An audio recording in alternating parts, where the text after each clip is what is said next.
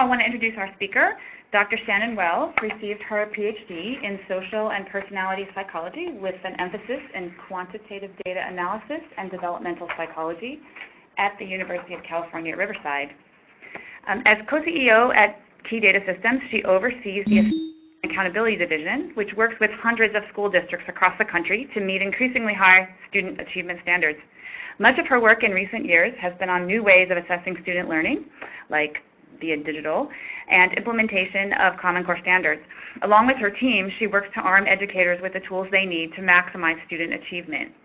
So today, Dr. Wells will review some key research on the benefits of formative assessment and give us some tips for using it in the classroom to target instruction. So welcome to Dr. Wells. Perfect. So today I'm going to really talk about formative assessment and how to really use it to guide instruction, and also talk about new ways of assessing learning. We now have more rigorous standards. Most states have either adopted Common Core or some other form of really college and career-ready standards. And as a result, we really need to think about how we assess students and really push their thinking to higher levels. Just really briefly, the background of formative assessment.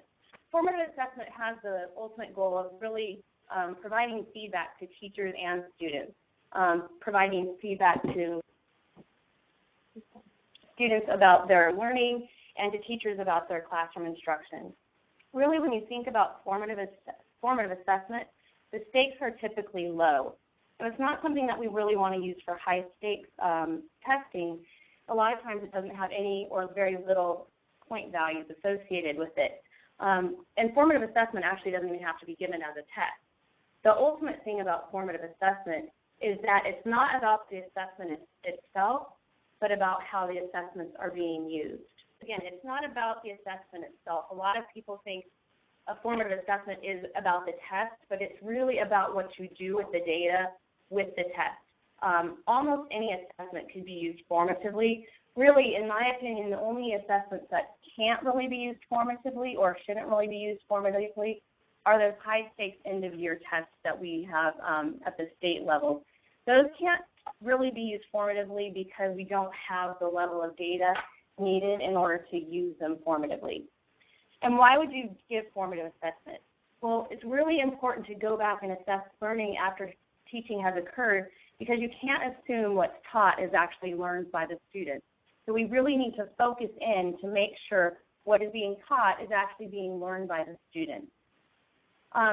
This is one of my favorite books by John Hattie. It's called Visible Learning. And what he did is he looked at 800 different meta-analyses, all related to student achievement. So I looked at a lot of different educational practices to determine what practices lead to the most learning for students. And the way that you read this chart is anything in the blue zone, anything of 0.4 or higher, means that that instructional practice led to a positive impact on student learning. Anything in the 0.15 to 0.3 range means that's just the typical teacher effect, the typical effect that would happen with a student just going to school for a year. So it's nothing above and beyond. 0 to 0.15 are actually associated with just developmental effects. No teaching could occur, and students would increase their learning just for developmental purposes.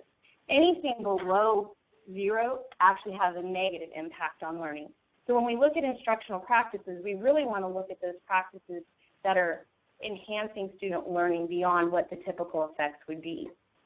Now, when John Hattie did this work, I'm going to show you a few different instructional practices that he looked at, and what we can see is that if you look at these, you can look at the bottom, things like watching television actually are associated with negative student learning. Things like grade retention, holding students back, are actually negatively associated with student achievement.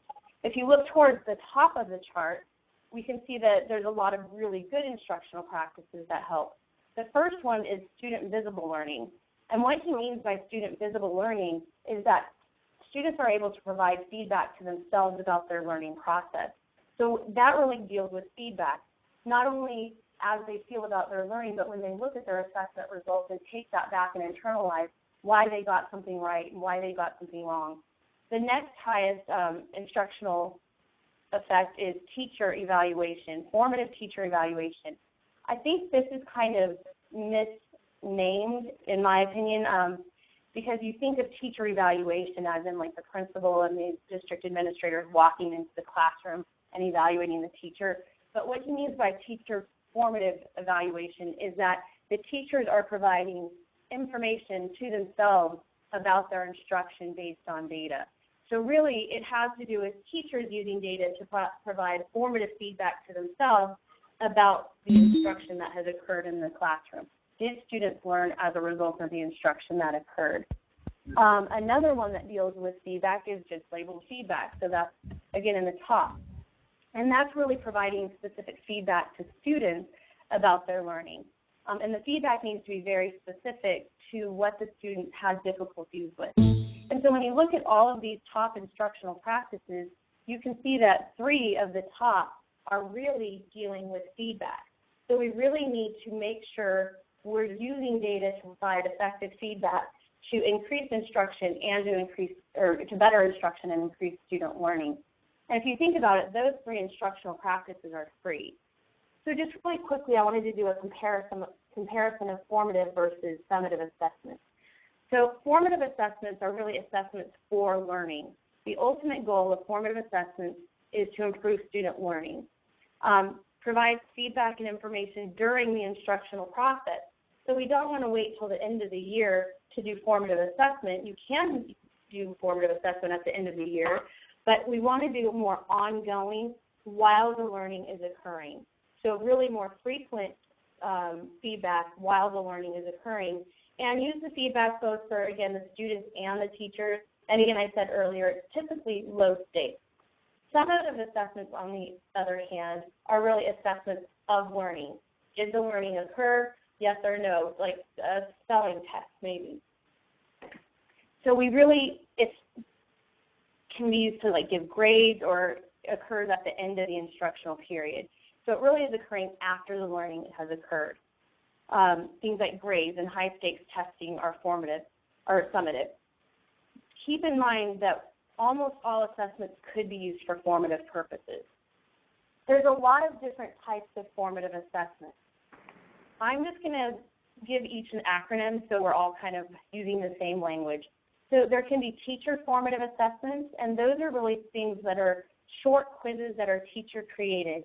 Common formative assessments are a really great way to assess students in grade level or content area groups. So the grade level or content area teams would get together and develop common assessments that all the students in their grade level or content area would take, because then the teachers could look at the data, determine what instruction has worked best, also look for best practices. We also have what I'm calling interim formative assessments. These are things that you could think of as benchmarks that we formally call benchmarks.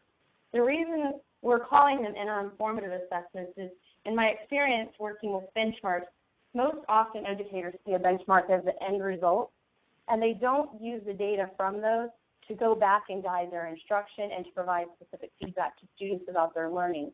So it's kind of used as summative most often, and it's really important that even district benchmarks are used for formative purposes. Those are all of the district students in a particular grade or content area take the same assessment. These assessments also allow the district to make instructional decisions about maybe different materials that they could be providing.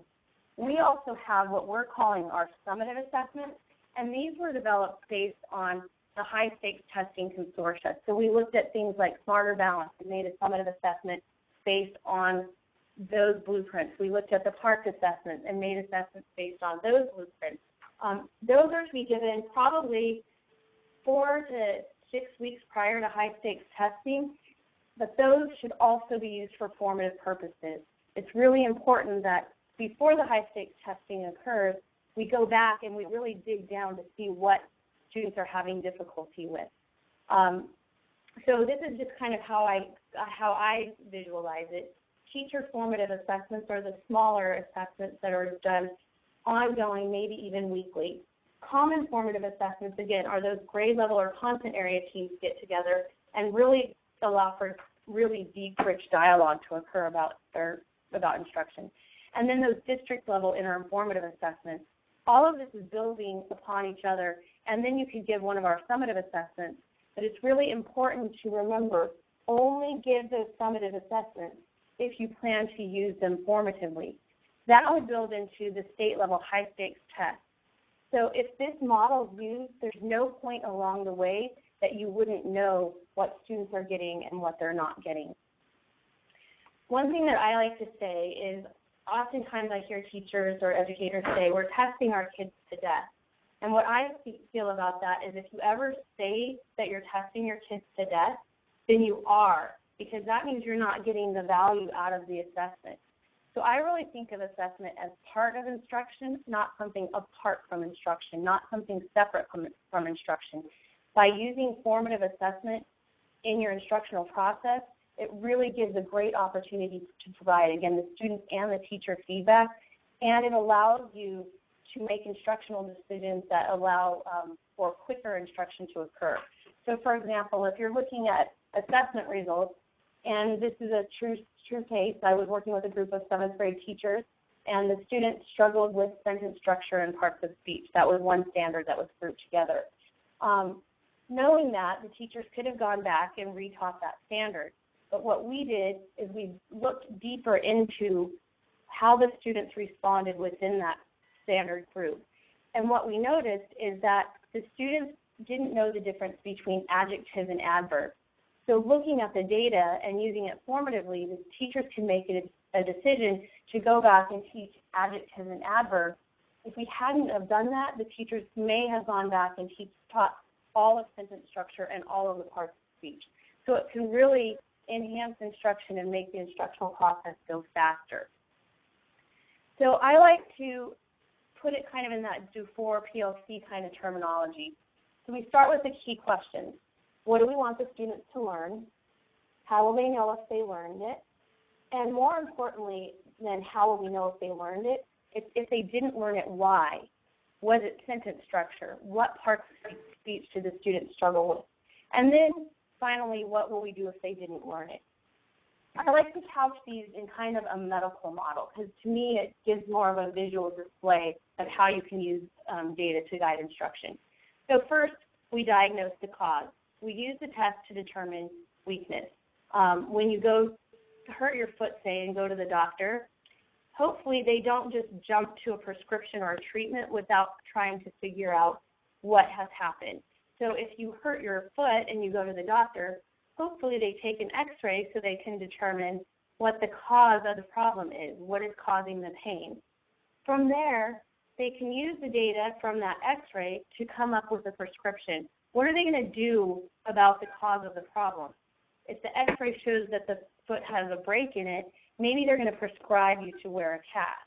So that would be using the data to come up with a plan to fix the problem. For education, what that means is you use the data from the assessment to plan a data-driven lesson that will help fix the problems that the students are having.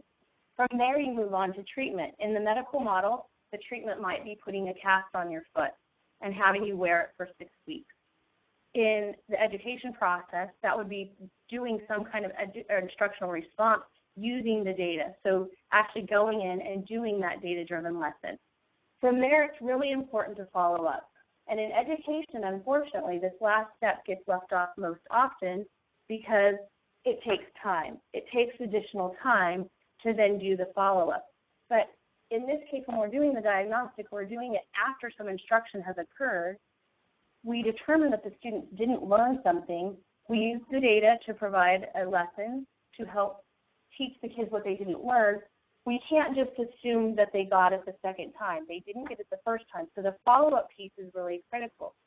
If you wore your cast for 6 weeks, hopefully you don't go to the doctor and they just take your cast off and send you on your way. I've broken my foot before, and they actually take another x-ray to make sure that that prescription worked or that treatment worked.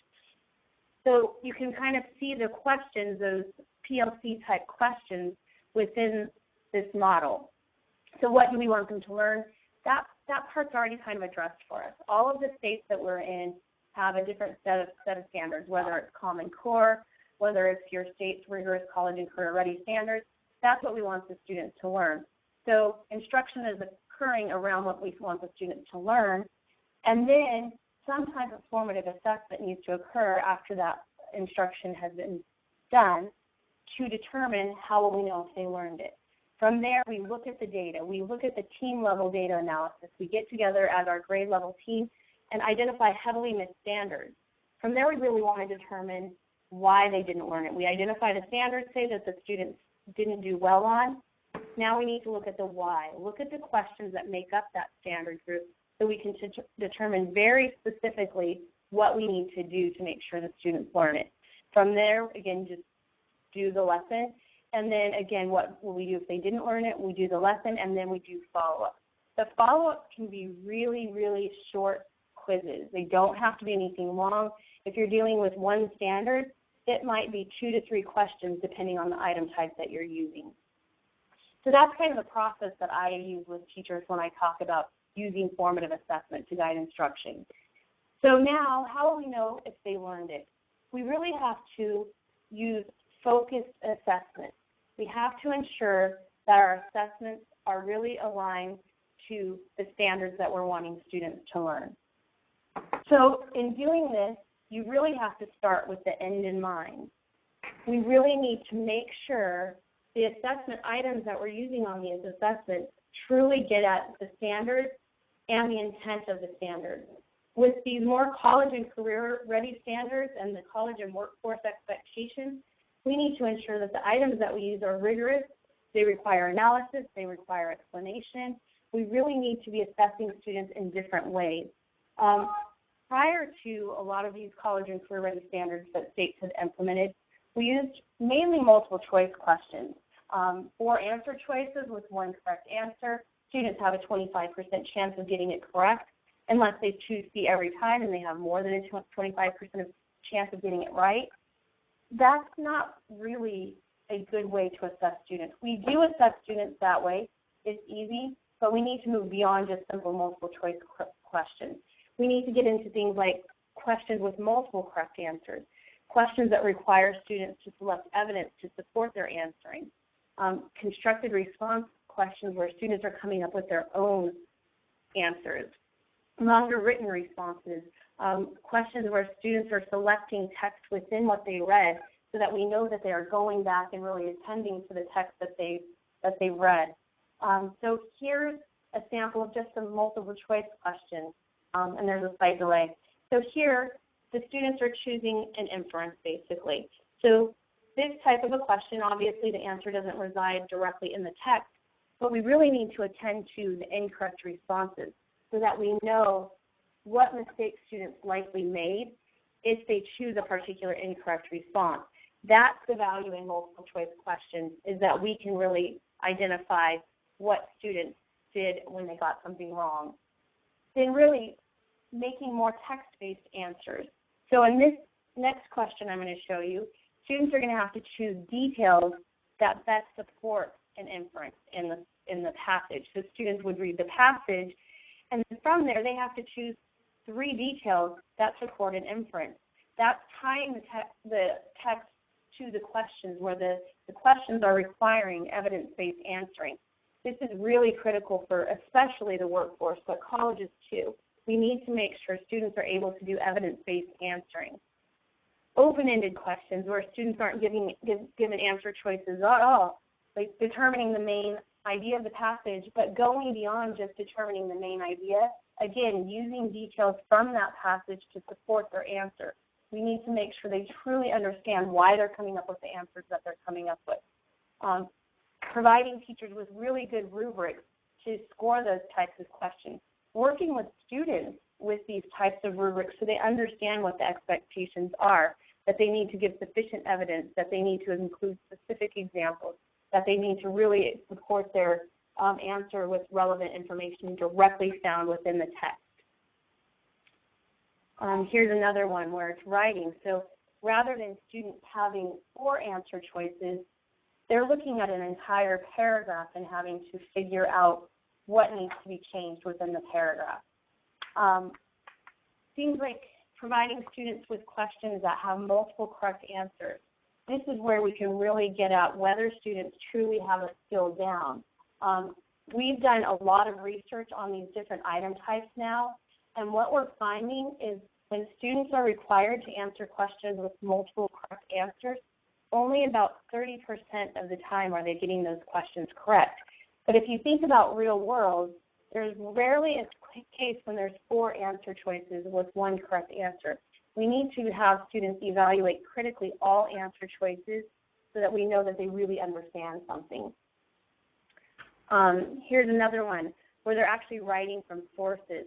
Students having to understand the audience and the purpose of writing, reading different drafts of things and writing from those sources rather than just giving them writing prompts where it's really open. We want them to tie their writing to something that they've read. And again, looking at the rubrics, truly understanding the rubrics, making sure the teachers understand the rubrics, making sure the students understand the rubrics so they really understand the expectations. Things like having students do listening passages. Before, we always assessed our students on reading comprehension, but very infrequently were students assessed on things like listening comprehension. I know in a lot of states, students who are English learners were assessed on listening, but really those were the only students. We need to see where comprehension issues lie. So by assessing students with listening, we're able to really see, okay, did they struggle with both listening and reading comprehension? Was it just reading comprehension? Or maybe they have an auditory processing disorder, and we can determine that by assessing how the students are doing after they've listened to an audio passage and then answer really similar questions. For math, the same thing. We have a lot of different math item types that we can be using. We still will assess students with multiple choice, but again, those multiple correct, probably the best item type in math right now are the open-ended math questions that computers can score. We can't do a lot of that in language arts. We have the constructed response, but those require human scoring. Now with technology where it is, we can have students answer open-ended math questions and have computers score it so that we can truly see if students understand what they're doing within their math. They're not provided a wrong answer to select. Fill-in tables and graphing, things like that. Here's just a regular multiple choice question. These are great because the distractors really pinpoint what mistakes students made, but we really have to move beyond that and really have more open-ended math problems. If you think about real world, you're never given 4 answer choices within your math, and you're rarely told what math to do. So if you're thinking of like a landscaping project, this is what it always comes back to for me. You're not told how to calculate how much sod you get. You have to figure that out. And when you go to the hardware store, there's no ABCD, how much sod do you need? You have to do it and figure it out on your own. And mistakes in math in real life are actually costly. If you underestimate how much sod you need, you're going to be going back and forth to the hardware store. If you overestimate, you're going to be costing yourself money. So really, a lot of practice needs to occur for students with math problems that don't have answer choices, or math problems that have multiple correct responses so that they can truly evaluate all of the different choices that are put in front of them. Things like a lot of different states have drag and drop questions on their assessments now. A lot of adults have concerns that students are going to have difficulty with drag and drop. The actual manipulation of the drag and drop concern, that's an adult concern. Kids can drag and drop. Kids have no problem dragging and dropping. What you need to consider with questions like this and the multiple correct is that it requires students to evaluate more than one thing. Before, the question used to really be in the STEM, really focused on one problem. But with these multiple correct and drag and drop and things like fill-in tables, students have to evaluate all of these different responses in order to get the problem correct. So they're solving multiple problems within one. That will allow us to truly know if they have the skill down. Things like graphing. Before, graphing was always 4 answer choices, so it made it really fairly easy for students to get the problems right because they could eliminate things that were just kind of erroneous. In this case, they could be plotting anywhere on this coordinate grid, and then we truly know that they have that skill down. Things like multiple part, where they're responding to open-ended questions here using an equation editor type tool, and then maybe a drag and drop, and then another open-ended question. Just like the multiple correct questions we're seeing students are really struggling with, when you take away answer choices, students are answering on average about 30% correct. As soon as you take those answer choices away, and real world and college, many times they're not going to have answer choices in front of them. So those are just new ways of assessing student learning, and we have to make sure that we're assessing students in many different ways. So as you're providing instruction, looking at assessment, make sure you're using many different item types. We want students to be able to demonstrate their learning in many different ways. So now, moving on to what types of items we need to look at, starting with that end, what do we want the learning to look like? Then how do we use formative assessment to then prescribe? So say the students have taken an assessment, what do? We can use it to analyze academic strengths and weaknesses. We can really use it to set goals for students, looking at results by standard, by item, looking at within a grade level or content area to identify best practices. We can identify teachers that need additional support. We can identify teachers that to look to for potential best practices. One thing that we've seen through the years is that you can really use the data from formative assessment to help find weaknesses in instructional programs. So when we do this prescribe, we can start with different reports. This is just an overall look at student performance. We can see how students are performing on the test as a whole. This is a great starting point, but it really doesn't get us to where we need to be. We really need to be analyzing results by standards. And there's some really great reports that you can be looking at, and we're going to see some of these in the demo in a little bit. So if we're looking at this report, we can determine right away that Reading Literary 1 is the weakest standard. We would want to then go into that, see how students performed on that. Overall, we can see overall the classroom performance is very low, with the highest performing students in the 40s. From then, we would really want to take a look at the questions. Here's another report that we could be looking at. It's a student mastery report where we can see by standard which students have mastered which questions. From there, we can dig down and see the specific questions that the students answered. We can see the answer choices made by each individual student.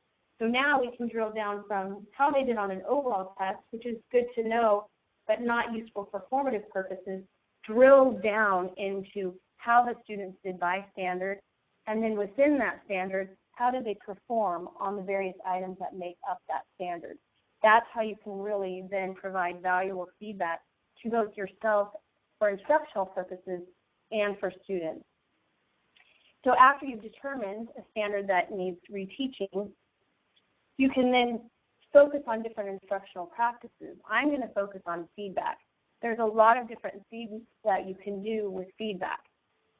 The top things with feedback for students are pretty clear. It really needs to be focused on the specific task. So focused on the standards and focused on the questions that the student struggled with, rather than just general feedback of, oh, you did a great job. It needs to be elaborate. You really need to be digging deep down into why the student missed what they did. Make it in manageable units. You don't want to address the entire assessment as a whole at one time. You want to break it down, be very clear and specific as possible. Really reduce the uncertainty between the performance goals and what actually occurred on the test. Obviously, it needs to be unbiased and objective, and provide that feedback after learners have attempted the new solution too. One process that we've come up with that really does this for students is we call it 4 steps to perfect. And what we do is we take a well-written standards-based item and we display that to the students.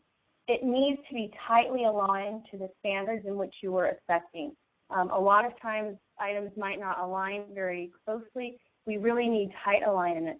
Then the teachers can assign students to either groups or individually various tasks. And I'm going to go over what these tasks are. This is just one possibility that you can do after an assessment has occurred. The students, either in groups or individually, consider the item, they determine the solution to the task, and they have to write an argument supporting their solution. and then the group or the student can share out with the class. We've been doing this for over 10 years with teachers, and we've seen amazing results from students who have participated in this process. And we've started doing this well before Common Core and these more rigorous standards that were out. And if you look at those pieces, each of those really support those college and career ready standards. So the task that you assign to the small groups or the individuals is the first one I call prove or explain. So they determine the correct response and they prove or explain why it's correct. They can't say A is correct because it's the right answer. They have to actually provide an explanation as to why something is correct. Rewrite. They take an incorrect response and they rewrite it to make another incorrect response correct.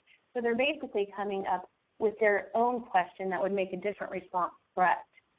The third group or task, they find the error. So they look at an incorrect response and they determine what the error is and what may have drawn a student to make that particular error, and then they defend that error. The final step is to create a trick. There's other mistakes that students could have made and missed that problem. Can you come up with another error that a student would have made and come up with that answer? We say create a trick because a lot of times kids think of multiple choice questions as trick questions because the incorrect response they made was actually presented to them. So create a trick, make a new answer choice, and defend why a student may make that choice. So really this whole process is very interactive. It requires higher level thinking skills. It's metacognitive because the students are thinking about their thinking about the thinking that is occurring while they're taking these assessment items. It really fits easily within the instructional casing. By the time the students have this down, you can have this whole process done in a matter of 5 minutes, and it really allows for more systematic spiral learning and review to occur. So I'm just going to give you one example. This might be a 4th grade math standard where they're going to look at the item, they're going to prove or explain, they're going to rewrite the STEM, find the error, and create a trick supporting their answer choices. And animation's a little slow on it. So here's a problem that a student might have had to respond to. This is actually called a matching table where they're responding yes or no to a series of different responses. So in the prove or explain, students have to determine the correct answer, and then they have to explain why it's correct. So in this case, one A, B, and C were all 3 correct because the place value blocks totaled 302, and they showed the different ways that you could write 302. They know it's correct because the group of place value blocks break up as following. So they would tell you how the place value blocks break up. Okay, the next group might rewrite the STEM. So let's see, there's one incorrect response. So how would we change the STEM to make 1D correct? So in order to make 1D correct, you could change the number of blocks. You could make it to where it would be 312. And so they created a new STEM where they have a different number of blocks. The other one, find the error. What did students do incorrectly if they chose 1D? They may have selected 1D because they don't understand place value. They could have counted the place value blocks incorrectly. So they weren't using that really simple math tool to help them respond to that question. And then finally, create a trick. We could put 200 plus 90 plus 2. Students basically didn't understand how to count those blocks. A lot of questions can be used to do this. There's a lot of different ways that you can do this too. I've seen teachers use it in interactive notebooks where they're assigning this process. One problem for a homework assignment. So if you give students one problem and they have to go through this entire process, that one problem is way more valuable than a 30-item worksheet. This is just a sample of what one teacher did that we worked with. She actually made cards and she had them laminated. This process can be changed in any way that teachers want to make it really fit with what they want to happen. So in this case, for that first step, the prove or explain, they put, oh yeah, prove it. Why is the correct answer correct? And she put smarty pants. When I've worked with middle school teachers, they don't want smarty pants there. I say you make this your own. You don't have to say that. But in this case, it's a third grade example, and the student put it C because 4 minus 2 is 2, and you didn't subtract the denominator. So this had to do with subtracting fractions with like denominators. So even the third graders were able to come up with the correct answer and explain why it was correct. The next step, she called You Be the Teacher. It's going to show up in just a second. So basically, rewrite the question so that a different answer choice is correct. So the student put, which of the following problems has the answer of 6/5? And that made one of the incorrect responses correct. The next one, she called Error Detective. So that was the one where we're determining the error. She says, cross off the right answers and play detective to find out why the other answers might have been chosen. So sometimes you can assign one distractor to a group, or you can assign all of the distractors. One thing I will say when you do this is you really want to make sure the distractors are there for a meaningful reason. Sometimes multiple choice questions don't have 3 really great distractors, and the last thing you want is for students to be looking at a distractor trying to figure out what the error is, and there's no really good solid error that students may have made. But in this case, all 3 distractors would work for this. So in A, they subtracted the numerators and the denominators. They knew that the students didn't know to leave the denominator. B, they probably thought they needed to subtract the denominator. And C, they changed the sign. They added instead of subtracted. And I love how they spell the word sign. But that's not what the task is for, so we leave it alone. Okay, the last one, this teacher called Tricky Tricky. So she wanted them to come up with a new incorrect response that students might make or choose if they make a certain mistake. And in this case, they came up with their new trick. They said their eyes will play tricks on them sometimes. Some kids will think that it's adding, and some might think that it's subtracting. And then the writing actually goes off the page, which I think is kind of funny because this is a image of the entire thing. So all I can assume is that the students may have written on the desk, but luckily it was dry erase, so it could be wiped off. But even a third grader can do this process where the entire time they're thinking at higher levels. They're trying to really understand what it is to get something right and what it takes to get something wrong. So they're evaluating both correct and incorrect reasoning, which is an important skill, especially in math. So now that's kind of the process. We did the diagnostic, which is a formative assessment. We did the prescribe. We looked at the data. We figured out what mistakes the kids were making. Prescribe. We looked at that standard to determine what incorrect responses students were making. The treatment in that case, we would have done the 4 steps to perfect. You can do anything you want. After that, again, make short quizzes after that reteaching has occurred, because we need to make sure that just because it was taught, we need to make sure it was learned. Okay, from there, we're going to pass the screen back over, and you're going to see kind of a demo of how some of the reporting and assessments work. So we're going to go ahead and pass the screen back over right now. Let's see. Let me do this. Okay. Share my screen. Okay. Thanks a lot, Dr. Wells. That was I made 2 whole pages of notes of things that were great ideas. Hopefully everyone can see my screen. Let's see. Here we go. Start sharing. Okay. Hopefully everybody can see my screen. So I'm just going to give a really quick demo of Edulastic. Most people have seen the Edulastic dashboard. And, you know, as we mentioned, we have partnered with Key Data Systems to make the Inspect Item Bank available to our district, Edulastic District Enterprise users. And I just wanted to show you really quickly some of their items and how this will work. So if you are signed up for the Inspect Item Bank, you simply go to Create New Assignment like you usually do. So I'm going to put Inspect Item Test. And then create this assignment. And then I'm going to do some 7th grade math ones. Okay, so then I choose my standard, the same as you usually do. Let's see. Oh, you know what? I'm logged onto the wrong account here. This is not the, hold on one sec.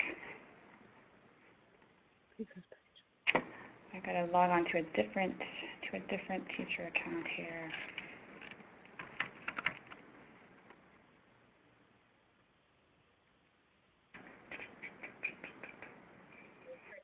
So I'm just going to show you how some of the Inspect Item Bank questions, and then also and how you can mix and match. While I'm doing this, actually, we did have a question. Maybe Dr. Wells can address this question while I'm getting this set up. Lori says, I'm a teacher who thinks we test too much. What if the student doesn't get enough practice for the skill? Yeah, and by no means am I saying assess students all the time, and I probably didn't say this very clearly.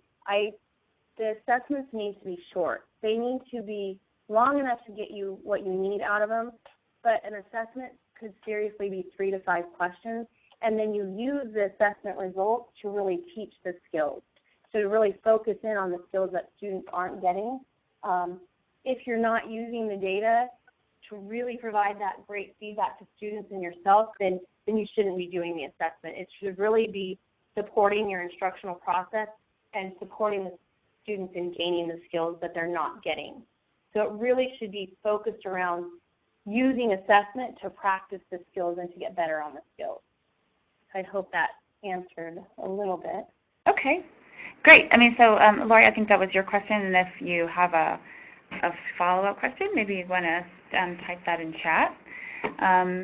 Oh, she says yes, thank you. Okay, super. All right, so I am logged onto my correct account here now, and again, I'm going to put inspect test. Okay.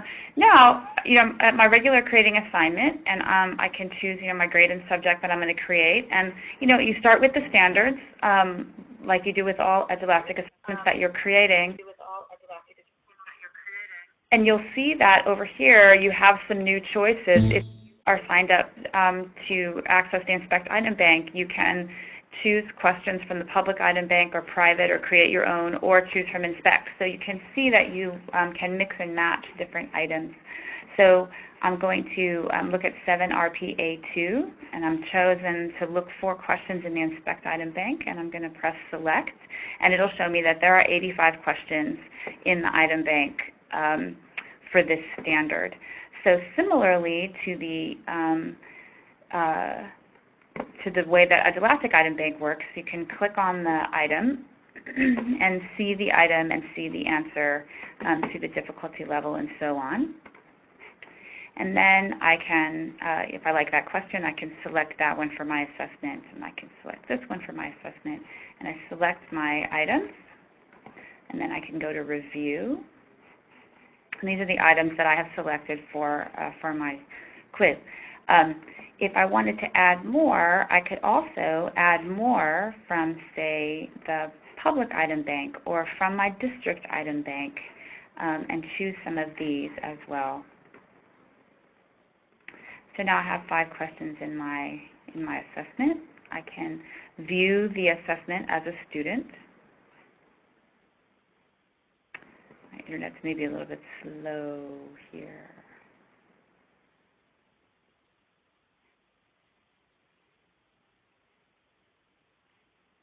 So you'll see that I have, I can preview the assessment as a student. And then if I like it, I can go ahead and assign it to my class. So the Inspect Item Bank is really easily incorporated into the other assessments that you've been creating in Edulastic. So we're really excited about the possibilities for making the additional items available. Similarly, I just wanted to point out one more thing. Dr. Wells was talking about some of the formative and summative assessments that they have in the item bank, and those would also be available in the assessment library. Let's see.